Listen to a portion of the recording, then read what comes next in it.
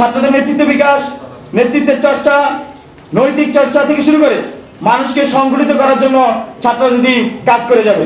ছাত্র রাজনীতি হবে শুধুমাত্র ছাত্রমুখী এবং ছাত্রকেন্দ্রিক। আপনারা অবগত আছেন, প্রথমেই কোটা বৈষম্য নিরসনের বৈষম্য বিরোধী ছাত্র আন্দোলনের কাজ শুরু করে পরবর্তীতে আমরা দেখি আওয়ামী ফ্যাসিবাদের দোষরা আমাদের ভাইদের উপর, বন্ধুর উপর গুলি চালায়, আন্দোলনরত সহযোগীদের উপর গুলি চালায় এবং আমাদের অনেকে শহীদ হয়।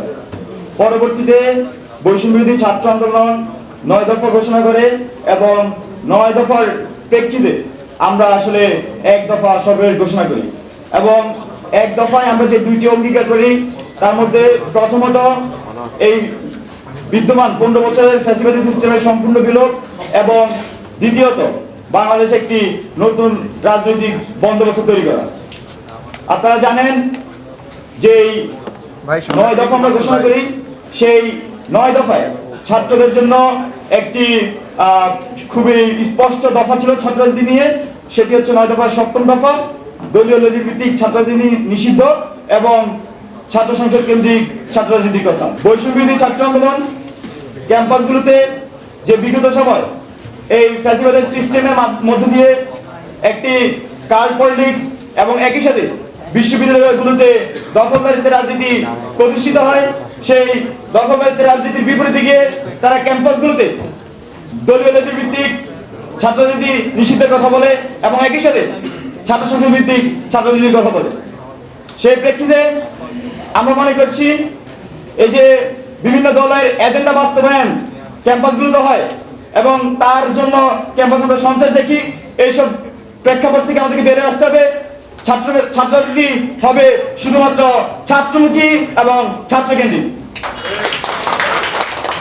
আমরা মনে করছি ছাত্র রাজনীতিতে ছাত্রদের নেতৃত্ব বিকাশ, নেতৃত্বের চর্চা, নৈতিক চর্চা থেকে শুরু করে মানুষকে সংগঠিত করার জন্য ছাত্র রাজনীতি কাজ করে যাবে এবং আমরা মনে করি ছাত্র রাজনীতি হচ্ছে ছাত্ররা করবে দায়িত্বের জায়গা থেকে।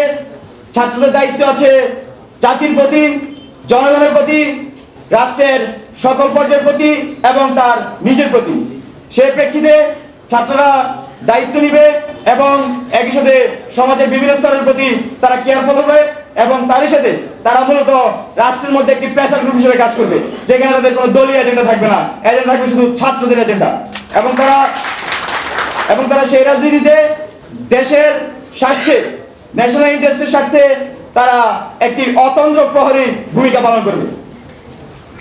আর আমাদের যে দ্বিতীয় প্রেক্ষাপট যেটা বলেছে, এখানে আসলে মডেলটা কেমন হতে পারে, বৈষম্য বিরোধী ছাত্র আন্দোলন মনে করে এই যে লেজুর ভিত্তিক ছাত্র রাজনীতি, দলীয় এজেন্ডা বাস্তবায়নের যে ছাত্র রাজনীতি ছিল ক্যাম্পাসে, এর বাইরে এসে আমাদেরকে এমন একটা রাজনীতি আসতে হবে যেখানে আসলে ছাত্ররা কথা বলতে পারবে, বিভিন্ন ধরনের প্ল্যাটফর্ম থাকবে, যেখানে মত প্রকাশের সম্পূর্ণ স্বাধীনতা থাকবে এবং বিশ্ববিদ্যালয় প্রশাসন ক্যাম্পাসে শিক্ষার্থীদের জন্য নিরবিচ্ছিন্নভাবে কাজ করে যেতে পারবে, সেখানে কোনো ধরনের প্রভাব প্রতিপত্তি থাকবে না। ক্যাম্পাসের যে নেতৃত্ব, ক্যাম্পাসের সামগ্রিক নেতৃত্বের জন্য আমরা মনে করছি ডাকসু হবে একমাত্র সমাধান। ডাকসুর বিষয়ে আরো অনেক ধরনের আলাপ আছে, যেমন এতদিন আমাদের হল সংসদ ভিত্তিক যে ছাত্র সংসদ ছিল বা আমাদের এই বিশ্ববিদ্যালয় চর্চিত হয়েছিল, সেটির পাশাপাশি অনেক অনুষদ ভিত্তিকও অনেকগুলো আলাপ আনছে। তা আমরা মনে করছি এইসব আলাপ ক্যাম্পাসে চলমান থাকা উচিত। পাশাপাশি ছাত্র রাজনীতি হবে, আমরা মনে করছি ছাত্র সংসদের মধ্যে একটি প্রতিযোগিতামূলক ছাত্র রাজনীতি, যেখানে মূলত ভালো কাজের প্রতিযোগিতা হবে, এমন না যে দখলদারিত্বের ছাত্র রাজনীতি। আর নেতৃত্বে ছাত্র রাজনীতিতে বয়সসীমা নির্ধারিত থাকতে পারে এবং সেই বয়সসীমা নির্ধারিত থাকলে আসলে এখানে অছাত্ররা বিশ্ববিদ্যালয়ে যে মহড়া চালায়, দলীয় এজেন্ডা বাস্তবায়ন করে, সেটা আসলে অনেকাংশে কমে আসার সম্ভাবনা থাকবে।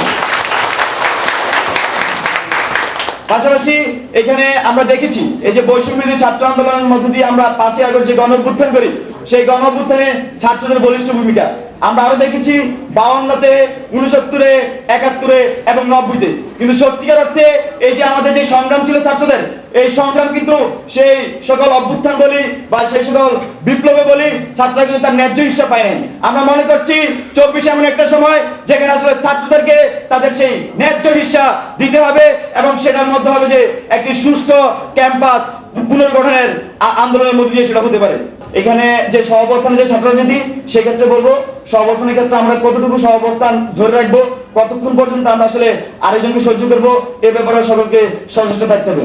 পাশাপাশি সর্বশেষ এই যে ক্যাম্পাসে যে গণতান্ত্রিক চর্চা এবং নৈতিক বিকাশ এবং নেতৃত্বে যে চর্চা, সবকিছুকে সামনে রেখে এবং শিক্ষার্থীদের সুবিধা এবং অধিকারকে সামনে রেখে ছাত্র রাজনীতি হওয়া উচিত, যা আমি মনে করছি যে আজকের এই পলিসি প্র্যাকটিস ডায়ালগের থেকে এখানে তার শুরুটা হবে এবং সে আলোচনা বিদ্যমান থাকবে। ধন্যবাদ সবাইকে। আসসালামু আলাইকুম।